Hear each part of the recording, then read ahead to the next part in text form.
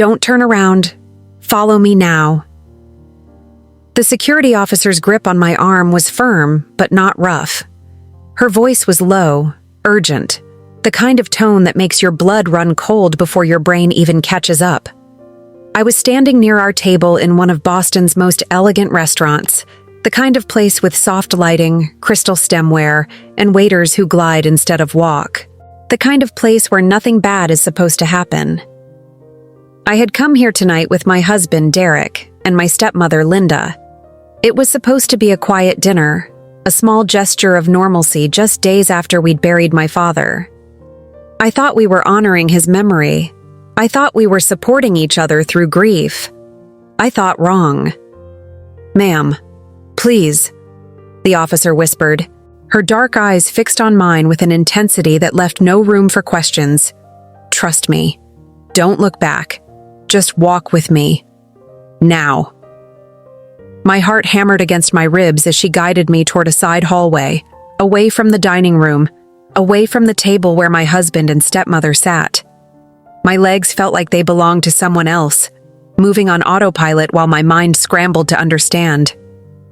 We slipped through a door marked "Staff Only," and she finally released my arm. We were in a narrow corridor that smelled faintly of lemon cleaner and bread. She turned to face me fully, her expression a mix of professional composure and genuine concern. "I'm Officer Mendez. I work security here," she said quietly. "I need you to stay calm and listen to me very carefully." I nodded, though calm felt like a foreign country I'd never visited. "I was monitoring the dining room cameras," she continued, pulling out a small tablet from her belt. "I saw something that made me concerned for your safety." She hesitated, then met my eyes again. "Your husband put something in your drink while you were away from the table taking that phone call." The words landed like stones in deep water, sinking slowly through layers of disbelief. "What?" My voice came out strangled, barely recognizable. "I recorded it," she said, turning the tablet toward me. The footage was grainy but clear enough. There was Derek, glancing around, reaching into his jacket pocket, tilting something small over my wine glass. The motion was quick, practiced. The kind of movement someone makes when they've done it before. My stomach turned over. "There's more," Officer Mendez said gently, and I could see she didn't want to tell me. "When you went to the restroom a few minutes later, I saw him and the woman you're with?" "My stepmother," I whispered. "I saw them kiss. Not a friendly peck, a real kiss." The corridor tilted slightly. I put a hand against the wall to steady myself. Derek, Linda, together. My father had been gone for 5 days. 5 days since we'd stood in the rain at Mount Auburn Cemetery and watched them lower his casket into the ground. 5 days since I'd held Linda's hand while she sobbed, believing her grief was real. 5 days since Derek had held me through the night, whispering that we'd get through this together. "I called the police," Officer Mendez said. "They're on their way. But I needed to get you away from that table before you drank anything, before they realized you knew." I looked at her, this stranger who had just saved my life, and something inside me shifted. The shock began to harden into something else, something cold and clear and sharp. "Thank you," I managed. "Thank you for—" My voice broke. She squeezed my shoulder. "You're safe now. That's what matters." Safe. The word felt absurd. I wasn't safe. I hadn't been safe for God knows how long. My name is Olivia Chen. I'm 32 years old. 3 years ago, I married Derek Walsh in a ceremony at the Four Seasons overlooking Boston Harbor. My father walked me down the aisle. Linda stood in the front row, dabbing her eyes with a handkerchief, looking every bit the devoted stepmother she'd been since marrying my dad when I was 19. I'm an architect. I work for a mid-sized firm in the Seaport District, designing residential developments and the occasional commercial project. I love my job. I love the precision of it, the way everything has to fit together perfectly, or the whole structure fails. I love that there are rules, logic, equations that always balance. My life with Derek had seemed like that too. Balanced. Logical. We met at a friend's rooftop party in Somerville. He was a financial consultant, smart and charming, with an easy laugh and a way of making you feel like the most important person in the room. We dated for a year before he proposed on a weekend trip to Portland, Maine. The wedding was everything I'd imagined. But looking back now, standing in that hallway with my world crumbling around me, I could see the hairline cracks I'd ignored. The foundation had been failing for a while. The late nights Derek claimed were work meetings, the way he'd started checking his phone constantly, angling the screen away from me, the business trips that seemed to multiply, the distance that had grown between us, slow and steady like rising water. And Linda. God, Linda. She'd been widowed before she married my father. Her first husband died in a car accident when she was in her 40s. She was 53 now, elegant and poised, with ash blonde hair and a wardrobe that leaned toward Eileen Fisher and St. John. She'd always been kind to me, if a bit reserved. She made my father happy. That was what mattered. Or so I'd thought. How long had this been going on? The question burned in my chest like acid. Had they been together before my father died? Had they been waiting for him to die? Had they... No, I couldn't let myself go there. Not yet. Not without facts. Officer Mendez's radio crackled. She stepped away to respond, speaking in low tones. I leaned against the wall and tried to breathe. My father, James Chen, 61 years old, a cardiologist who'd spent his career helping people live longer, healthier lives. He'd died of a massive heart attack in his study at home, late at night, while Linda was supposedly asleep upstairs. I'd gotten the call at 2 a.m. Linda, hysterical, saying she'd woken up and found him. The paramedics said he'd been gone for at least an hour by the time they arrived. A heart attack, sudden but not suspicious. He'd had high blood pressure, high cholesterol. He worked too much, stressed too much. The doctors said it wasn't unusual. But now? Now I felt the cold edge of suspicion sliding under my skin like a blade. The police will be here in less than 5 minutes, Officer Mendez said, returning to my side. They'll want to take your statement, and they'll need to talk to your husband and the other woman. What did he put in my drink? I asked. My voice sounded distant, clinical. We won't know until they test it, but whatever it was, you didn't ingest it. That's the important thing. I nodded slowly. I need to call my lawyer. Officer Mendez looked at me with something like respect. Smart. I pulled out my phone with shaking hands. My lawyer, Richard Brennan, was a family friend. He'd helped my father with estate planning, and he'd been at the funeral. I scrolled to his name and hit call. He answered on the 3rd ring. Olivia, is everything all right? No, I said quietly. Richard, I need you. Something's happened. I gave him the address of the restaurant and a brief summary. He was silent for a beat, then said, I'll be there in 15 minutes. Don't say anything to anyone until I arrive. Not to the police. Not to Derek. Not to Linda. Understand? Understood. Olivia, he added, his voice gentler. I'm glad you're okay. I ended the call and looked at Officer Mendez. My lawyer's on the way. She nodded. Good. In the meantime, let's get you somewhere more comfortable. She led me to a small office near the kitchen, the manager's space, I guessed, based on the desk covered in invoices and scheduling sheets. She offered me water. I accepted, then stared at the bottle without opening it, thinking about how trust is such a fragile thing, how you don't realize how much you take it for granted until it shatters. I kept replaying the footage in my mind. Derek's hand, smooth and deliberate. The substance dissolving into my wine. The kiss. A knock on the door made me jump. 2 police officers entered. A man and a woman, both in uniform, both looking serious. Ms. Chen? The woman asked. I'm Officer Park.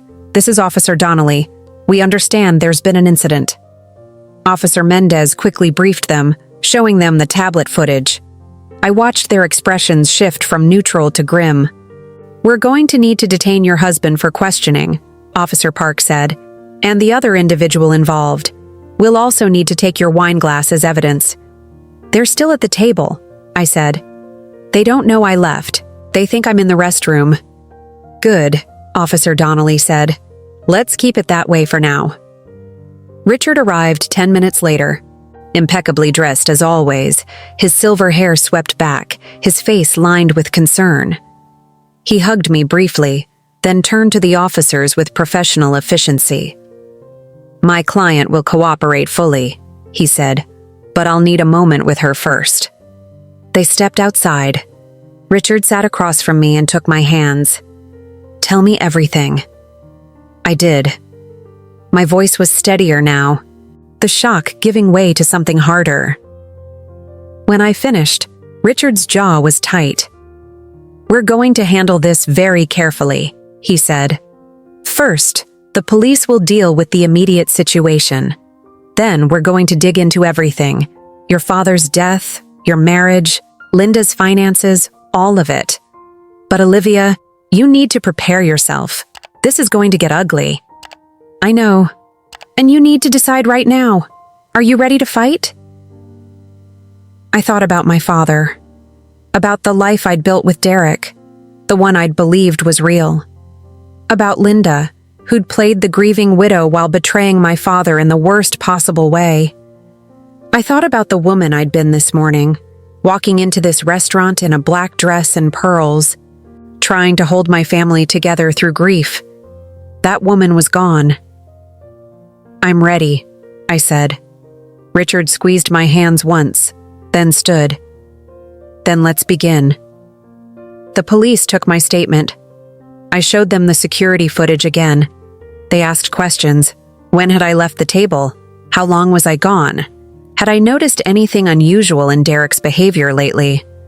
I answered everything with clinical precision. Architect brain, I thought distantly, breaking down the structure, finding the flaws.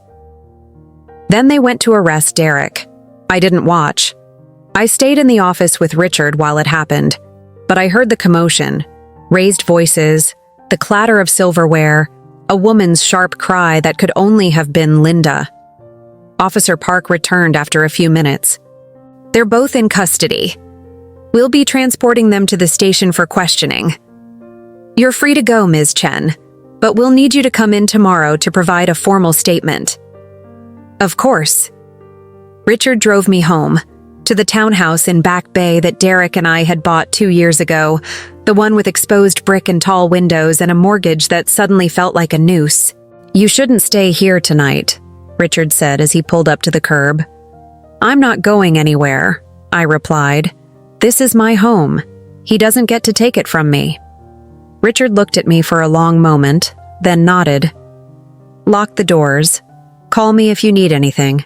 And Olivia, get some sleep. Tomorrow we start building your case." I climbed out of the car and stood on the sidewalk, looking up at the townhouse. The lights were off. It looked cold, empty, like a shell of something that used to be alive. I unlocked the door and stepped inside. The silence was absolute. I moved through the rooms like a ghost, turning on lights, checking locks, trying to remember what it felt like to feel safe in my own space. In the bedroom, I caught sight of myself in the mirror. My hair was still pinned up from dinner, my makeup still perfect. I looked exactly the same as I had 3 hours ago. But I wasn't the same. I pulled the pins from my hair, letting it fall around my shoulders. I wiped off the lipstick, the mascara. I changed into pajamas and sat on the edge of the bed. Then finally, I let myself cry. I cried for my father, who deserved so much better. I cried for the marriage I'd thought I had. I cried for the version of myself who'd walked into that restaurant believing her family loved her. But somewhere in the middle of the tears, something else emerged. A spark. Small at first, but growing. Anger. Not the hot, reckless kind. The cold, calculating kind. the kind that builds plans and burns bridges and doesn't look back. Derek had tried to poison me. Linda had betrayed my father. And I was done being the woman who didn't see it coming. I stood up, wiped my face, and walked to the window. The streetlights cast long shadows across the cobblestones. The city hummed with life, indifferent to my pain. I pressed my palm against the glass. "You made a mistake," I whispered to the night, to Derek, to Linda, to whatever forces had conspired to bring me to this moment. "You should have made sure I couldn't fight back. Tomorrow I would start asking questions. Tomorrow I would start digging into my father's death, into Derek's finances, into every lie they'd built around me. Tomorrow I would become someone they underestimated at their peril. But tonight, I stood in my window and let the anger settle into my bones, cold and permanent as marble. I was an architect. I knew how to build things, and I knew how to tear them down. I didn't sleep that night. I sat at the kitchen table until dawn, my laptop open in front of me, a notepad filling with questions that multiplied faster than I could write them down. The coffee pot gurgled through its third cycle. My eyes burned, my hand cramped, but I couldn't stop. Because once you start seeing the cracks, you can't unsee them. I started with the obvious: Derek's finances. We had a joint checking account for household expenses, but he'd always kept his business account separate. "It's cleaner that way," he'd said when we got married. "Less complicated for taxes." I'd accepted it without question because I trusted him. That trust felt like the stupidest thing I'd ever done. I logged into our joint account first. Normal transactions, groceries, utilities, dinner out, my gym membership. Then I noticed something. 3 months ago, Derek had started making regular transfers out of our joint account into his business account. $500 here, $1,000 there. Small enough not to trigger alarm bells, but consistent and increasing. I grabbed my phone and texted Richard, even though it was 5 in the morning. "Need access to Derek's financial records. All of them. Can you make that happen?" His response came faster than I expected. "Already on it. Court opens at 9. I'll have an emergency order by noon." I moved on to Linda. My father's will had been straightforward. He'd left everything to Linda, with the understanding that when she died, whatever remained would go to me. It was a standard second marriage arrangement. Richard had drafted it himself. At the time, it made sense. My father wanted to make sure Linda was taken care of, and I had my own career, my own life. I didn't need the money, but now I needed to know, what exactly had Linda inherited? My father had been successful. The house in Brookline alone was worth close to $2 million. Then there were his investment accounts, his retirement funds, his life insurance policy. I'd never asked for specifics because it felt crass, mercenary. Now I wished I had. I opened a new browser window and searched for my father's name, plus obituary. The Boston Globe article came up, published the day after he died. Dr. James Chen, beloved cardiologist, dies at 61, survived by his wife, Linda Chen, and daughter, Olivia Chen Walsh. Survived by his wife, the woman who'd kissed my husband over my poisoned drink. I grabbed my notebook and started a timeline. When did my father marry Linda? 13 years ago. When did I marry Derek? 3 years ago. When did Derek and Linda start their affair? That was the question that mattered most. My phone buzzed. A text from an unknown number. "This is Officer Park. Wanted to update you. Your husband and Linda Chen posted bail around 4 a.m. They're out but under strict orders not to contact you. If they do, call me immediately." My stomach dropped. They were out. Together, probably. Planning, talking, spinning their story. I looked at the clock. 6:30. I needed to move fast. I showered and dressed like I was going into battle. Navy suit, white blouse, heels that made me 3 inches taller. I pulled my hair into a tight bun and applied makeup with surgical precision. War paint, I thought. Armor. By 8, I was at Richard's office in the financial district. His assistant looked startled to see me so early, but she showed me to his office immediately. Richard was already on the phone, pacing behind his desk. He gestured for me to sit. I didn't. I stood at his window and looked out over the city, trying to steady my racing heart. Yes, Judge Martinez. I understand. Thank you. He hung up and turned to me. Restraining order approved. Derek can't come within 500 feet of you or the townhouse. I'm also filing for an emergency freeze on all joint assets and an injunction preventing him from accessing any accounts with your name on them. What about Linda? I asked. That's trickier. She's not your spouse, so... She was my father's spouse. If there's any chance she had something to do with his death... We need evidence before we can make that accusation, Richard said carefully. Right now, we have Derek attempting to drug you. That's criminal. But your father's death was ruled natural causes. Unless we can prove otherwise, then we prove otherwise. I turned from the window. I want his death investigated. Exhume the body if we have to. I want a toxicology report, an autopsy review, everything. Richard studied me. Olivia, that's a serious step. It's expensive, it's invasive, and if we're wrong, we're not wrong. How do you know? Because Derek doesn't do anything without a plan, I said.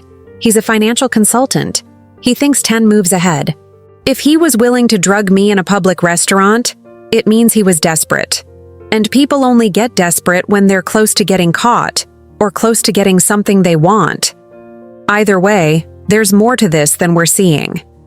Richard was quiet for a moment, then nodded slowly. All right, I'll petition for an investigation. But it could take weeks to get approval, and even then, do it, I said. Whatever it takes. He picked up his phone. I'm calling a private investigator. Someone good, someone discreet. If there's evidence out there, we'll find it. While Richard made his calls, I texted my boss, Susan, asking for an emergency meeting. She responded immediately. Come by at noon. Are you okay? I didn't know how to answer that, so I just sent back. I will be. The private investigator arrived at Richard's office around 10.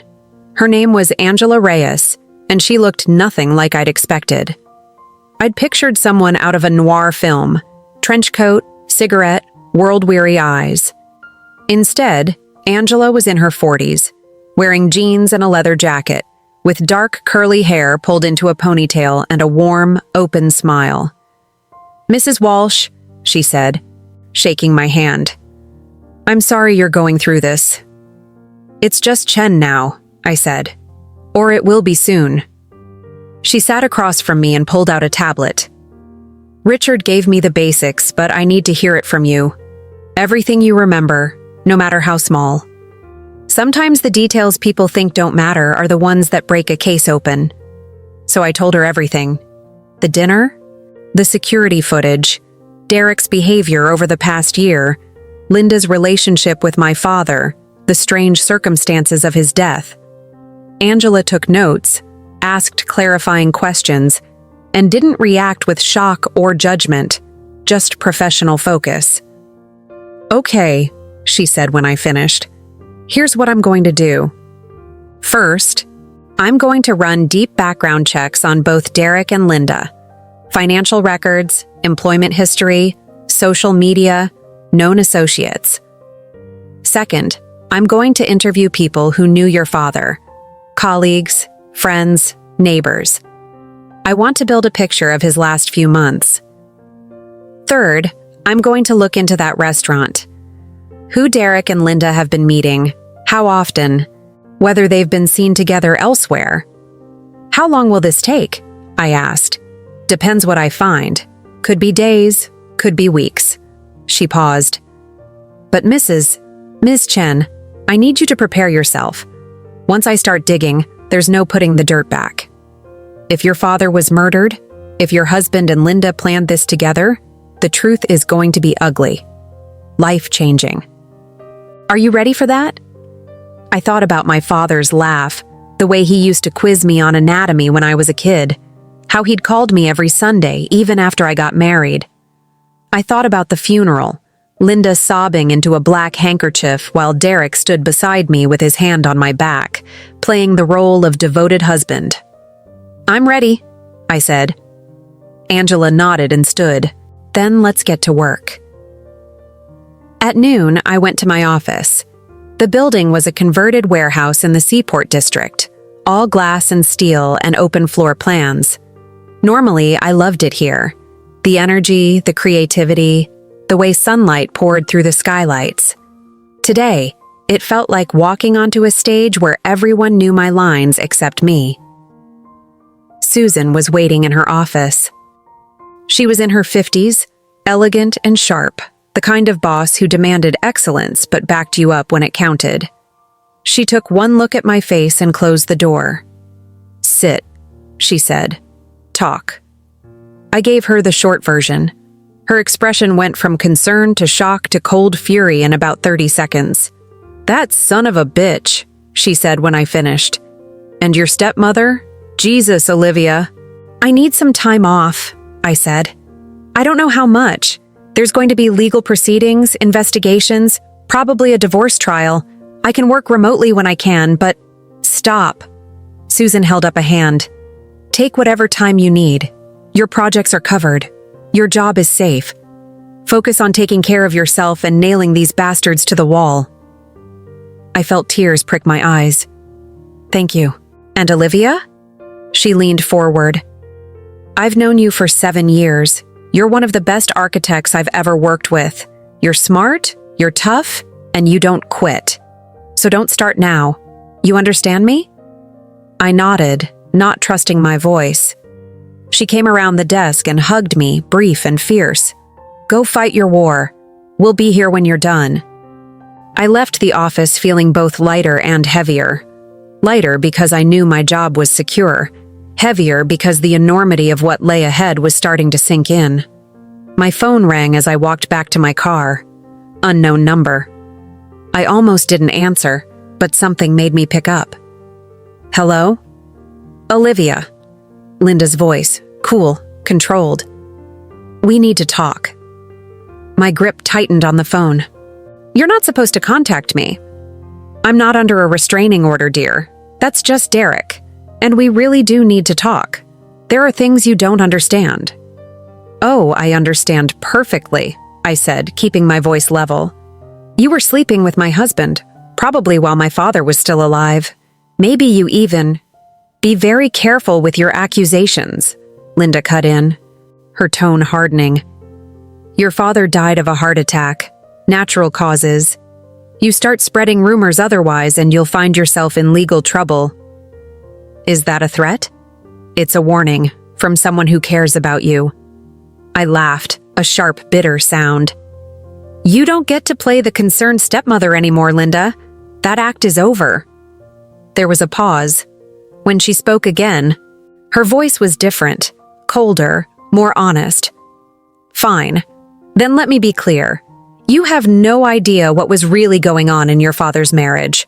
You don't know what he was like behind closed doors. You don't know what I endured." "So you decided to screw my husband as payback?" "I decided to find happiness where I could," she said. "Derek and I connected. We understand each other. And yes, we're together. That doesn't make us criminals." "He tried to drug me, Linda, in public. That makes him a criminal. And if you knew about it..." "I didn't." She said it too quickly. "I didn't know what he was planning, I swear. Your word means nothing to me." Another pause, then, "What do you want, Olivia?" "Really? Do you want Derek back?" "Because I promise you, that marriage was dead long before I came into the picture." "I want the truth," I said, "about everything, and I'm going to get it." "Even if it destroys your father's memory?" The words hit like a slap. What's that supposed to mean? It means your father wasn't the saint you think he was. And if you keep digging, you're going to find things you wish you hadn't. So maybe it's better to just let it go. Accept the divorce. Move on with your life. You're young. You can start over. "Is that what you'd do?" I asked. "Let it go?" "I'm practical," Linda said. "I survive. You should learn to do the same." "I'm learning a lot lately," I said, "including how to recognize a snake." I hung up before she could respond. My hands were shaking. I sat in my car for a full minute, trying to process the conversation. Linda had basically admitted to the affair. She'd tried to manipulate me into backing off. And she'd hinted that my father had some kind of secret, something dark enough to destroy his memory. Was she lying to throw me off? Or was there something I didn't know about my father's life? I called Angela. "Linda just contacted me. She claims my father wasn't who I thought he was. Says if I keep investigating, I'll find things I don't want to know." "Classic misdirection," Angela said immediately. "She's trying to scare you off. Don't let her." "But what if there is something? What if my father—" "Then we'll deal with it," Angela said firmly. "But Olivia, even if your father had secrets, that doesn't justify what they did. Don't let her turn you against him. That's exactly what she wants." She was right. I knew she was right. But doubt had already taken root, a small seed of uncertainty that I couldn't quite shake. That evening, I went to my father's house in Brookline. I still had a key from when I used to check on the place during his vacations. Linda technically lived there now, but she'd moved into Derek's apartment. He kept a place in Cambridge for when he needed to work late. How convenient. The house was dark when I arrived. I let myself in quietly, half expecting an alarm, but there was nothing. Linda must have forgotten to set it, or maybe she just didn't care anymore. I stood in the foyer, breathing in the familiar scent of my father's cologne and old books. The house looked the same as it always had.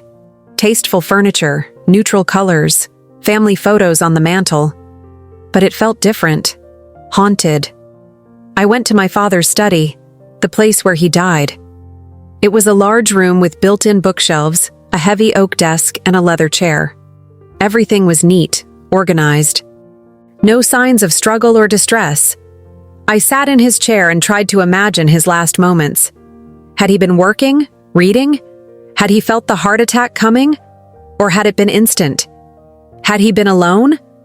I opened his desk drawers, files, pens, prescription bottles, his medications, blood pressure pills, cholesterol medication, a bottle of aspirin, all normal, all prescribed by his own colleagues.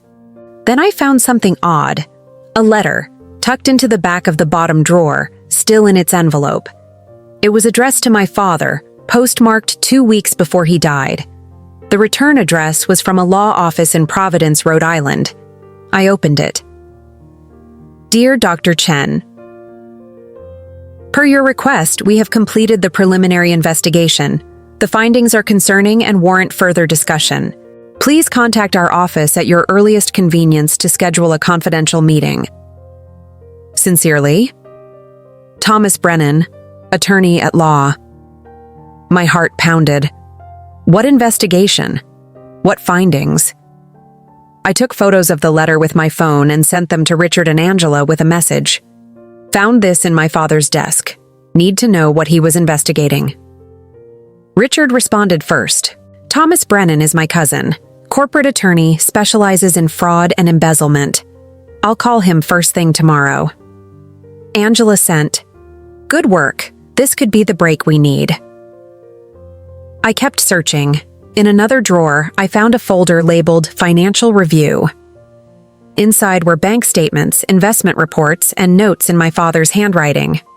He'd been tracking something, irregular withdrawals, suspicious transactions, numbers circled in red pen, from Linda's accounts. My father had been investigating Linda. The realization hit me like a wave. He'd suspected something. Maybe he'd found out about the affair, or maybe he'd discovered she was stealing from him. Either way, he'd been looking into it. And 2 weeks later, he was dead. I photographed everything and sent it to Angela. Then I heard a sound, a key in the front door. I froze. Linda. It had to be Linda. She was coming back to the house. I quickly closed the desk drawers and looked around for an exit. The study had French doors that opened onto the back garden. I slipped through them, closing them quietly behind me, and crouched in the shadow of the house. Through the window, I watched Linda enter the study. She looked different than she had at the funeral, less composed, more frantic. She went straight to the desk and started pulling open drawers, searching for something. The folder. She was looking for the folder, but I had already photographed it. Linda cursed softly when she didn't find what she wanted. She stood there for a moment, her hand on the desk, her shoulders tight with frustration. Then she pulled out her phone and made a call. "It's not here," she said to whoever answered. "He must have given it to someone else. I don't know. Maybe his lawyer, maybe Olivia. We need to find it before—" She paused, listening. "No, we stick to the plan. She can't prove anything without evidence. And if we—" She moved deeper into the house, her voice fading. I stayed crouched in the garden for another 10 minutes, my heart hammering, before I carefully made my way back to my car. My father had been investigating Linda. He'd found evidence of something: fraud, embezzlement, something bad enough to need a lawyer.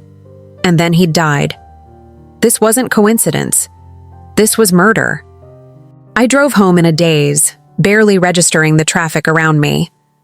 When I got back to the townhouse, I locked every door and window, then sat on the couch with my laptop and all the photos I'd taken. Richard called around 9. "I spoke to my cousin Thomas. Your father contacted him about a month before he died. He suspected Linda was siphoning money from his accounts. Small amounts at first, but it had been going on for almost 2 years. Total, she'd taken close to $300,000. "Jesus," I whispered. He wanted to handle it quietly, maybe give her a chance to return the money and leave the marriage. But then he found something else. Evidence that she'd been involved in insurance fraud with her first husband before he died. Thomas was helping him build a case.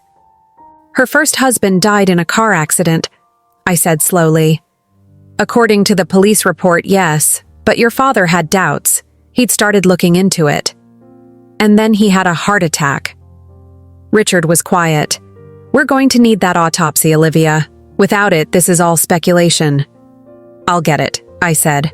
"I don't care what it costs. I'll get it." After we hung up, I sat in the dark, thinking. Linda had been stealing from my father. She'd possibly killed her first husband. My father had been building a case against her, and then he died. Suddenly, conveniently, leaving everything to her. Derek had been part of it. He had to have been. Financial consultant, expert in moving money, hiding transactions, the perfect accomplice.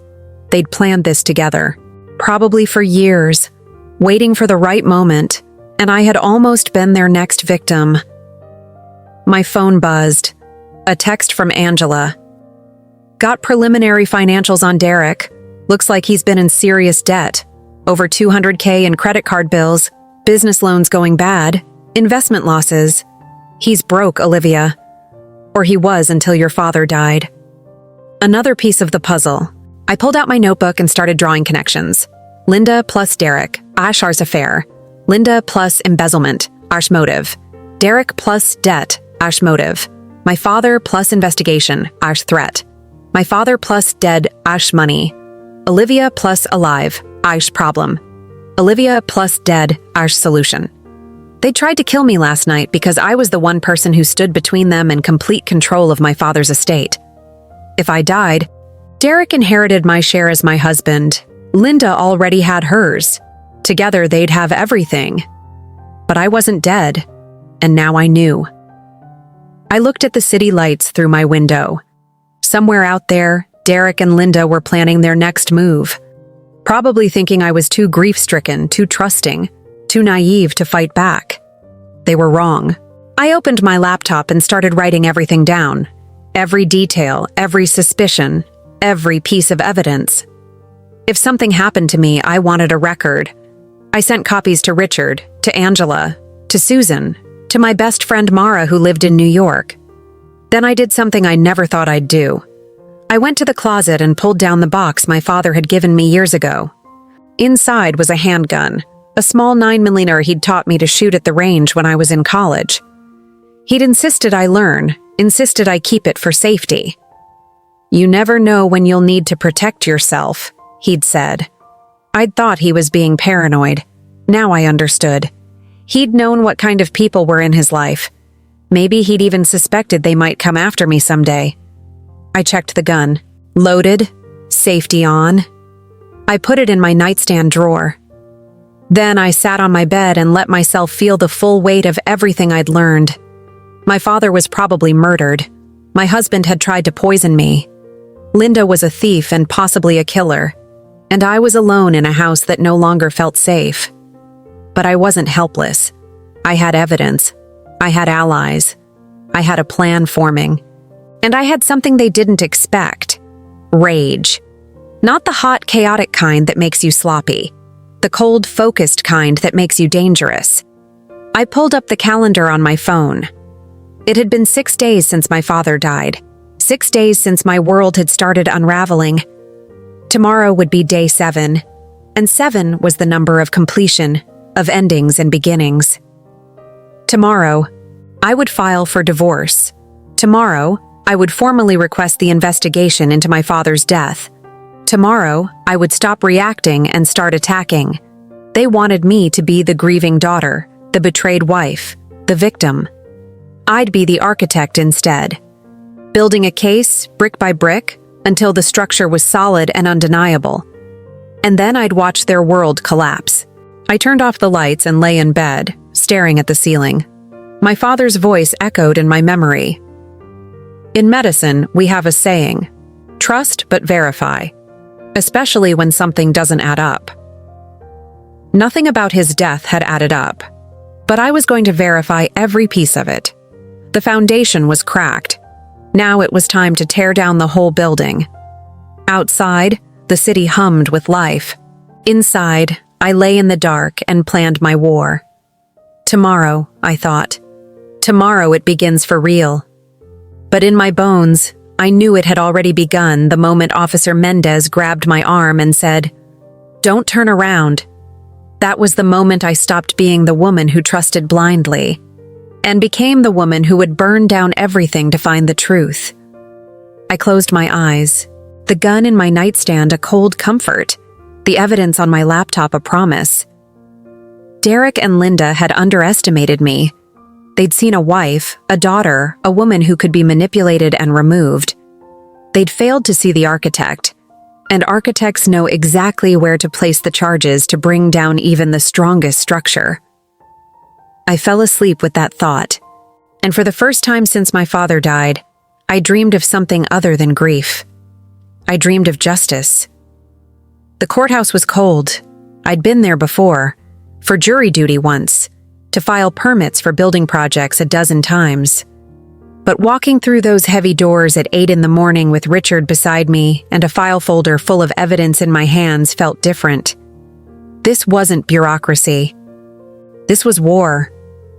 "You ready?" Richard asked as we approached the clerk's window. I nodded. I was wearing my armor again, charcoal suit, cream blouse, heels that made satisfying clicks on the marble floor. My hair was pulled back so tight my scalp ached. No room for softness today. "Let's do it." The clerk was a middle-aged woman with reading glasses on a chain, and the weary expression of someone who'd processed 1,000 divorces.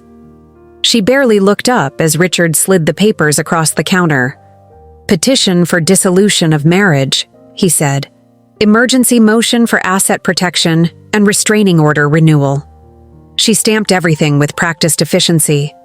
"You'll have a hearing date within 30 days. The respondent will be served within 72 hours. We're also filing a motion to freeze all joint assets pending investigation of fraud," Richard added, sliding another set of documents forward. That got her attention. She looked up at me, then at Richard. "Fraud?" "Financial fraud. Possible involvement in a homicide," Richard said calmly, as if he were ordering coffee. "We have evidence of embezzlement and suspected poisoning. The district attorney's office has already opened an investigation." The clerk's eyebrows rose. She looked at me with something like sympathy. "I'll mark these as priority. Judge Henderson handles these cases. She doesn't mess around." "Good," I said. My voice sounded steady, stronger than I felt. "Neither do I." We left the courthouse and stood on the steps in the weak November sunlight. Across the street, a coffee shop was filling with the morning rush. People in suits, carrying briefcases, worried about meetings and deadlines. Normal problems, normal lives. I envied them. "Angela wants to meet us at your father's attorney's office," Richard said, checking his phone. "She found something." My stomach tightened. "What?" "She didn't say, just that it's big." 40 minutes later, we were sitting in a conference room at Silverman and Associates, the firm that had handled my father's estate planning. Angela was already there, her laptop open, several manila folders spread across the table. She looked up when we entered, and I could see the energy in her eyes, the kind of excitement investigators get when the pieces start falling into place. "Tell me you have good news," I said, sitting down. "Depends on your definition of good." Angela turned her laptop toward me. "But I have answers." On the screen was a photograph of Linda, younger, maybe 15 years ago, with darker hair and a different last name on a driver's license, Margaret Lynn. "That's not Linda Chen," I said slowly. "Nope, that's Margaret Lynn, formerly Margaret Zhao. She's been married 3 times, not once like she told your father. First husband, David Zhao, died in a house fire in Sacramento. She collected $200,000 in insurance. Second husband, Robert Lin, died in that car accident you mentioned, also had a hefty life insurance policy. $300,000. My blood ran cold. She's killed before. "I can't prove that in court yet," Angela said, "but the pattern is damning. Each husband died suddenly. Each death was ruled accidental or natural. Each time, she collected significant insurance money. And each time, she moved to a new city, changed her name slightly, reinvented herself." "How did my father not know?" I asked. She was careful. Used her middle name legally when she married him, Linda Margaret Chen. Different social security number on the marriage license than her previous marriages, which suggests identity fraud. Your father probably never thought to run a background check on his wife. Richard leaned forward. "This is enough to get the police involved. This is a serial pattern." "Already done," Angela said. "I contacted a detective I know in the Boston PD. They're opening an investigation. But here's the thing. Without a toxicology report on your father, they can't arrest her for murder. Right now, this just looks like bad luck and suspicious circumstances. Then we get the toxicology report," I said. "How do we make that happen?" Richard pulled out his phone. "I've been working on the exhumation order. Judge Martinez is reviewing it now. Given this new evidence, I think we'll have approval by tomorrow." "What about Derek?" I asked. "How does he fit into this?" Angela clicked to another file. "Derek Walsh, 35 years old, graduated from BU with a degree in finance. Started his consulting firm 5 years ago. On paper, it looks successful. In reality, he's been hemorrhaging money for the past 2 years. Bad investments, expensive lifestyle he couldn't actually afford, and..." She paused for emphasis. "Gambling debts. Serious ones. He owes at least $50,000 to some people you don't want to owe money to." "So, he needed cash fast," Richard said. "Exactly. And then he meets Linda at some charity event your father brought her to. I found photos from the fundraiser. It was 18 months ago. She's charming, she's experienced, and she has a very specific skill set. They start the affair. She tells him about her previous marriages, her track record. He sees an opportunity. They plan my father's murder together," I said, my voice flat. Angela nodded. "I think so. Linda had the method and experience. Derek had the motive and the financial expertise to hide the money trail. Together, they were the perfect team." "And I was supposed to be next," I added. "The final obstacle." "You were always going to be a problem," Angela agreed. As your father's daughter, you'd inherit eventually. You'd ask questions. You'd notice things. Better to eliminate you while Derek was still your husband and could inherit your share. I sat back in my chair, absorbing it all. My father had married a serial killer. My husband had helped her murder him, and I had been minutes away from becoming victim number 4. There's more, Angela said quietly. She pulled out another folder. I went through your father's phone records from the last month of his life. He made several calls to Thomas Brennan's office, like we knew. But he also called someone else repeatedly, a Dr. Sarah Kirkland. I know her, I said. She's a cardiologist at Mass General. She and my father did their residency together. I called her this morning, Angela said. Told her I was investigating your father's death. She was hesitant at first, but when I mentioned Linda's real name and history, she opened up.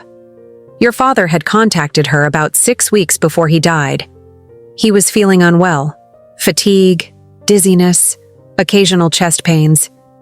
He thought it might be stress from the situation with Linda, but he also told Dr. Kirkland that his symptoms seemed worse after meals Linda prepared. The air left my lungs. He thought she was poisoning him. He suspected. Dr. Kirkland advised him to get a full toxicology screening, but he wanted to wait until after Thomas had finished the investigation. He didn't want to tip Linda off. Angela's voice softened. He was trying to build a case quietly, but he ran out of time. I pressed my hands flat on the table, trying to steady myself. My father had known. He'd suspected Linda was poisoning him, and he'd tried to handle it carefully, legally. And it had killed him. What was she using? I asked. If she was poisoning him, what was it? Won't know for sure until we get that autopsy, Angela said. But based on the symptoms your father described to Dr. Kirkland, fatigue, dizziness, chest pains that mimicked cardiac issues, my guess is something that causes gradual heart damage. Maybe digoxin overdose, maybe something more exotic. Linda clearly knew what she was doing. Richard was taking notes. This is enough to bring to the DA, between the pattern of dead husbands, the financial fraud, the witness testimony from Dr. Kirkland, and the security footage from the restaurant. We have a case. When? I asked. When can we move on this? The exhumation order should come through tomorrow, Richard said. Autopsy will take a few days. If we find what we expect to find, the DA will arrest both Linda and Derek on murder charges. Could be a week, maybe less. A week. 7 more days of knowing they were out there, free, planning their next move.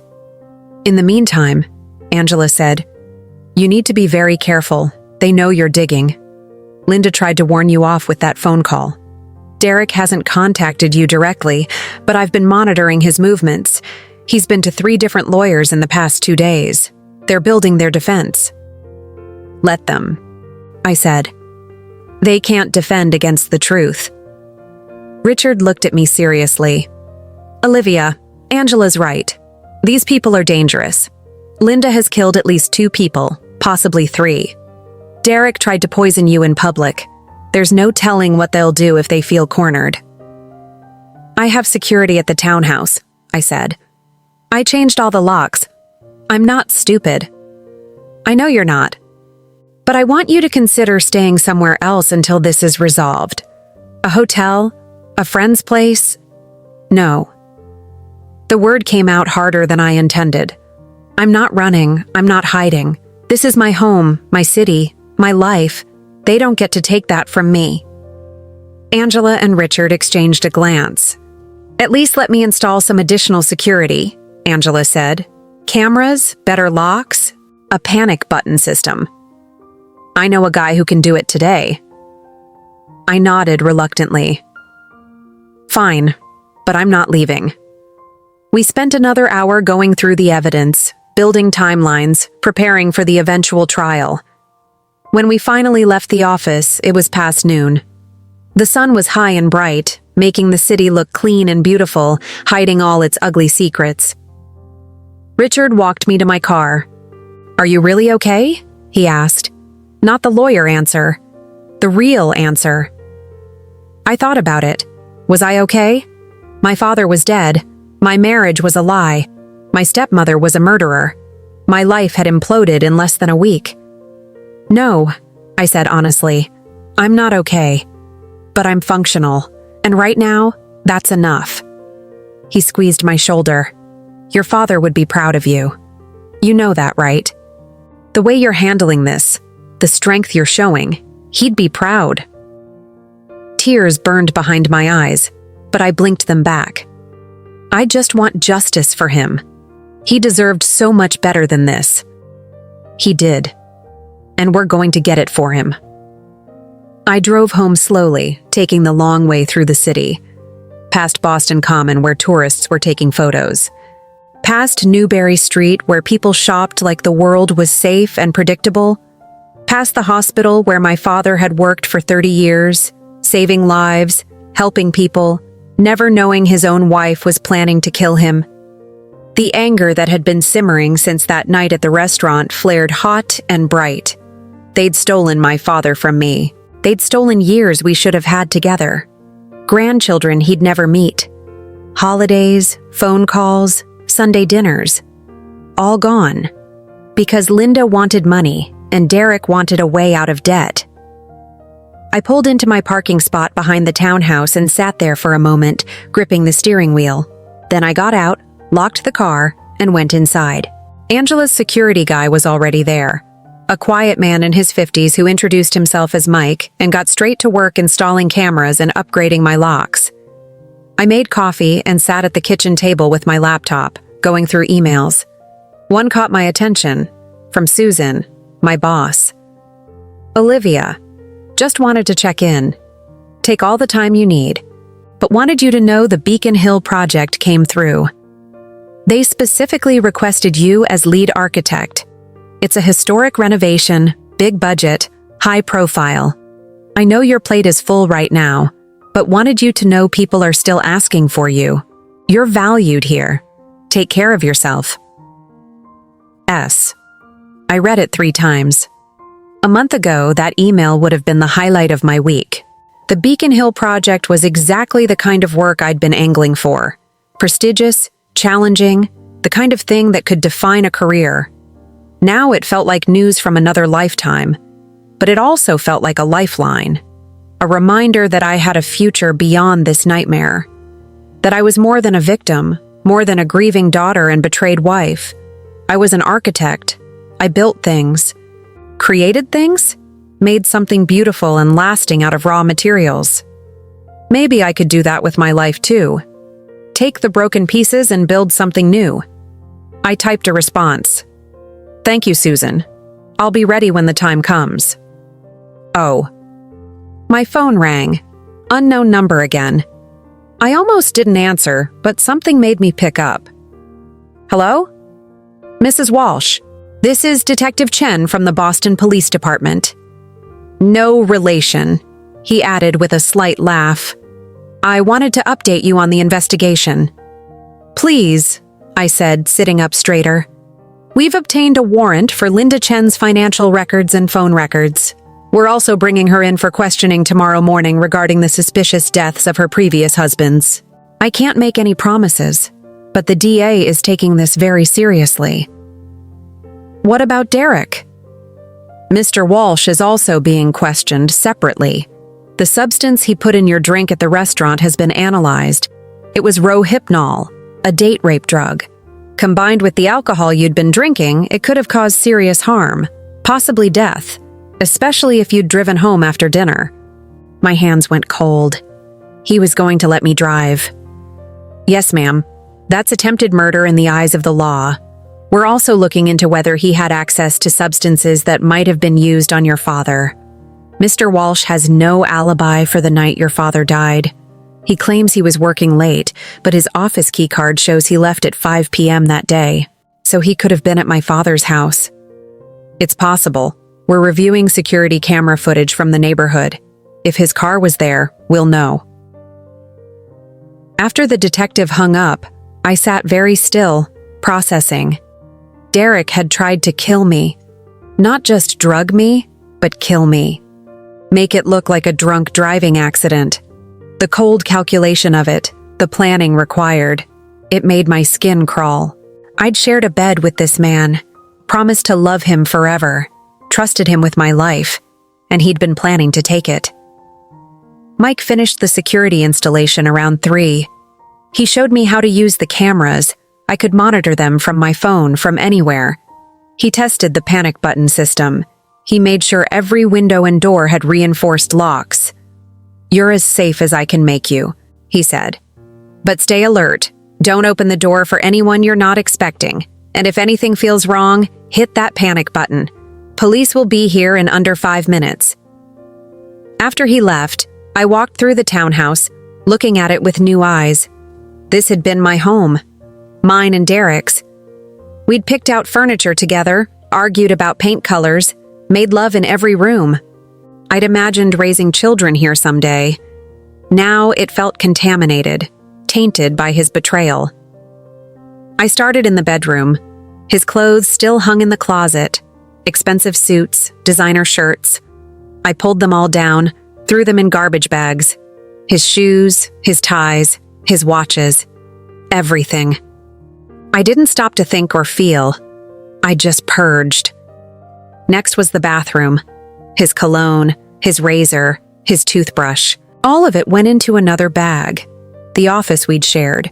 His desk, his files, his stupid motivational quotes framed on the wall. I boxed it all up. By the time I was done, it was after 6 and I had 10 bags of his belongings piled by the front door. Let him come get them. Let him see how thoroughly I was erasing him from my life. I ordered takeout, Thai food from the place down the street, and ate it sitting on the floor of the living room, surrounded by the evidence of my dismantling.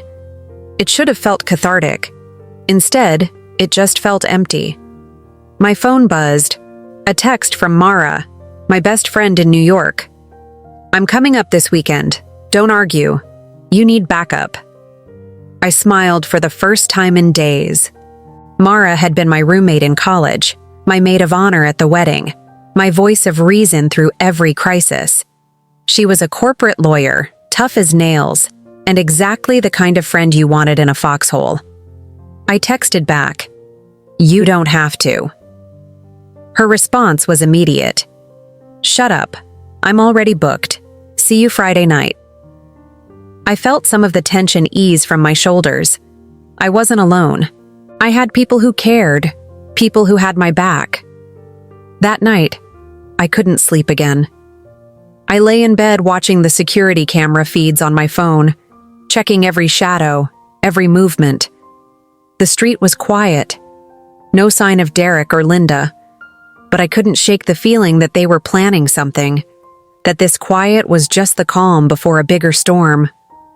Around 2 a.m., I gave up on sleep and went back to my laptop.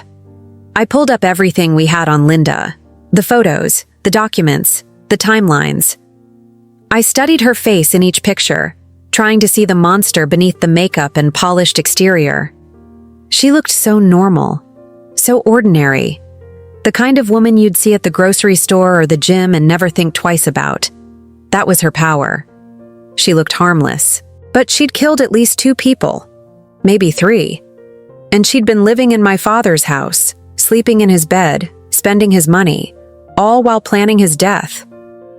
I thought about the meals she must have cooked for him, the coffee she'd brought him in the morning, the pills she'd handed him with a glass of water, telling him to take his medication. How many of those moments had been poisoning him? How many times had he trusted her, thanked her, kissed her, while she slowly killed him?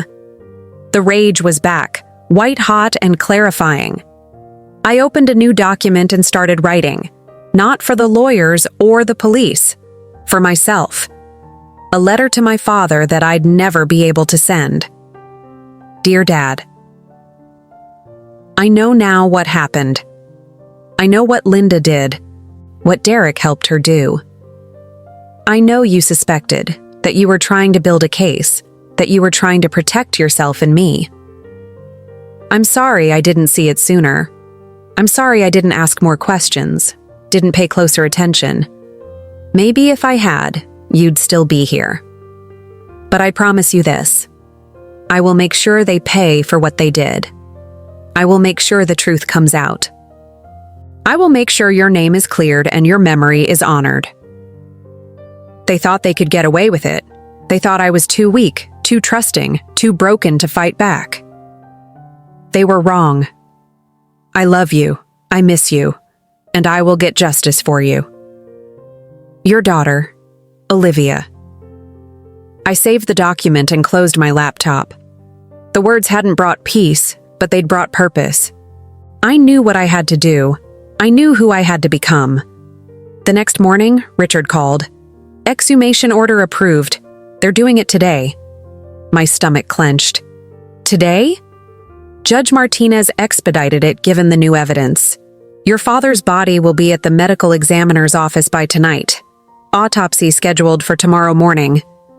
I want to be there, I said. Olivia. I want to be there when they do the autopsy. I need to see. I need to know. Richard was quiet for a moment. I'll arrange it, but it's going to be difficult. Are you sure? I'm sure. That afternoon, I drove to Mount Auburn Cemetery. I needed to see the place one more time before they disturbed it. The day was cold and gray, matching my mood. I parked near the office and walked to my father's grave. The headstone was simple. James Chen, M.D., beloved husband and father. The dates of his birth and death. Nothing that captured who he really was. The man who taught me to ride a bike, who helped me with my calculus homework, who called me every Sunday without fail.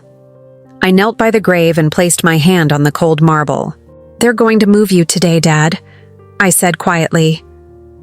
I'm sorry. I know you hate fuss, but we need to know the truth. We need to prove what they did. The wind picked up, rustling the trees around me. I imagined it was his response. Do what you need to do.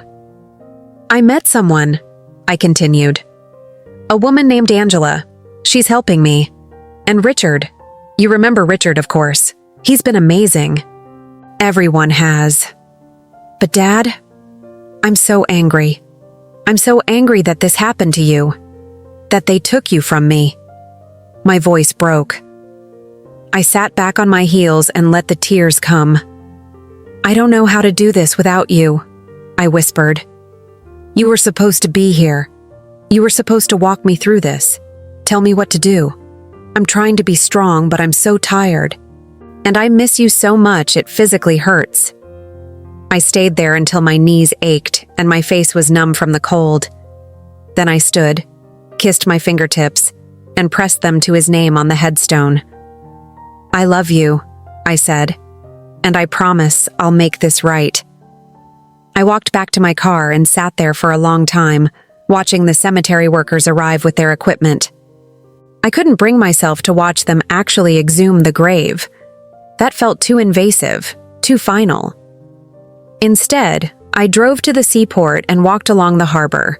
The water was choppy and gray, seagulls wheeling overhead. I thought about all the times my father and I had walked here together, usually on Sundays after brunch. He'd talk about his patients, about medicine, about life. I'd talk about my projects, my dreams, my plans. You're going to do great things, Livy, he'd say. That was his nickname for me, Livy. No one else called me that. I'm trying, Dad, I said to the wind. I'm trying to do great things, starting with this. My phone rang. Richard. They found something, he said without preamble. Preliminary toxicology came back faster than expected. Your father had elevated levels of digoxin in his system, toxic levels, enough to cause a fatal heart arrhythmia. I closed my eyes. Linda. Almost certainly, digoxin is a heart medication. In normal doses, it's therapeutic. In high doses, it's lethal. And it mimics natural heart attack symptoms. Very hard to detect without specifically looking for it. Did my father take digoxin? No. It wasn't on his medication list, which means someone was giving it to him deliberately. Can they prove it was Linda? They're searching her house now with a warrant. If they find digoxin in her possession, especially in quantities or forms not prescribed to her. That's evidence. Combined with everything else, the pattern of dead husbands, the security footage of Derek, the financial fraud, the DA is confident they can get a conviction. When? I asked. When are they arresting her? Tomorrow morning, early. They want to coordinate the arrests, both Linda and Derek at the same time. Less chance of either one running or destroying evidence. Tomorrow. It was all coming together tomorrow. Thank you, I said. For everything, Richard. I couldn't have done this without you. You've done all the heavy lifting, Olivia. I'm just making sure the legal pieces fall into place. Get some rest tonight. Tomorrow is going to be intense. After we hung up, I stood at the water's edge and watched the sun start to set behind the city skyline. The buildings were dark shapes against the orange and pink sky, beautiful and cold and indifferent. I thought about Linda, probably at Derek's apartment right now, thinking she'd gotten away with it. Thinking she'd successfully murdered her third husband, stolen his fortune, eliminated the inconvenient stepdaughter, and was home free. I thought about Derek, probably reviewing his accounts, planning how to spend the money, congratulating himself on finding the perfect partner in crime. They had no idea that the walls were closing in, that every piece of evidence was clicking into place, that tomorrow morning their freedom would end. I pulled out my phone and looked at the last photo I had of my father. It was from my birthday last year. Him smiling, arm around my shoulders, both of us laughing at something Derek had said. Derek, who was already planning to kill him, who was probably already sleeping with Linda. The photo was a lie. But the love in my father's eyes wasn't. That had been real. I made it my lock screen. A reminder. Every time I checked my phone, I'd see him. I'd remember why I was doing this. Justice. For him. For me. For every person Linda and Derek had hurt and planned to hurt. I walked back to my car as the streetlights flickered on. The city was transforming from day to night, from business to pleasure, from one version of itself to another. Tomorrow I would transform too, from victim to witness, from grieving daughter to avenging angel. Tomorrow the truth would come out, and I would be there to watch them fall. I drove home through the darkening streets, past restaurants filling with dinner crowds, past bars with happy hour specials, past normal people living normal lives. I envied them and pitied them in equal measure. They had the luxury of ignorance. I had the burden of truth, but I wouldn't trade it. Because truth, however painful, was power. And tomorrow, I was going to wield it like a weapon. Back at the townhouse, I made myself eat something, just a sandwich, nothing fancy. I took a long shower, letting the hot water wash away the cold of the cemetery, the harbor, the day. I put on comfortable clothes and sat on the couch with a cup of tea. Mara texted, "Leaving first thing tomorrow. Should be there by noon. How are you holding up?" I thought about how to answer. The truth was complicated. I was exhausted and wired, grief-stricken and vengeful, scared and determined. I was a contradiction, a paradox, a woman split between who I'd been and who I was becoming. "I'm still standing," I finally texted back. "That's something." Her response, "That's everything. See you tomorrow. Love you." Love you too. I turned on the security cameras and checked every angle. The street was quiet. The house was secure. I was as safe as I could be. But I still slept with the light on. And the gun in my nightstand drawer felt less like paranoia and more like common sense. Tomorrow, I thought as I drifted toward sleep. Tomorrow we finish this. And somewhere in my dreams, my father smiled and said, "That's my girl. That's my Livy." Tomorrow. The call came at 6 a.m. "They're in custody," Richard said. "Both of them, Linda and Derek, arrested an hour ago." I sat up in bed, my heart pounding. It's over? The arrests are done. The trial will take months. But Olivia, They're not getting out on bail. The judge denied it. They're staying in jail until trial. I exhaled slowly, feeling something break loose in my chest. Relief, rage, grief, all of it at once. Your father's autopsy results are definitive, Richard continued. Digoxin poisoning, deliberately administered over weeks. They found a bottle of it hidden in Linda's belongings, unmarked, unprescribed. And Derek's phone records show he was at your father's house the night he died. Security cameras caught his car 2 blocks away. They did it together, I whispered. They did it together, and now they'll pay for it together. After we hung up, I sat in the quiet of my bedroom and cried. Not the desperate, broken sobs of before. These were different, cleaner, like washing a wound. My father was gone. That wouldn't change. But his death wouldn't be forgotten, swept aside, labeled as natural causes while his killers walked free. Justice was coming. I stood and walked to the window. Dawn was breaking over Boston, painting the sky in shades of gold and pink. A new day, a new beginning. I thought about the woman I'd been a week ago, trusting, naive, content in her safe little world. She was gone, and I didn't mourn her. In her place stood someone harder, sharper, forged in fire. Someone who'd looked into the abyss and refused to blink. An architect builds structures that last, foundations that hold. I was rebuilding myself, stronger this time, and this foundation would never crack again. I pressed my hand to the window glass and whispered, "We got them, Dad, we got them." Outside, the city woke to another ordinary day, but for me, everything had changed, and I was ready for whatever came next. Sometimes the people we trust most are the ones who hurt us deepest. But surviving betrayal doesn't make you a victim. It makes you a warrior. Thank you for following Olivia's journey. Justice isn't always swift, but it's always worth fighting for.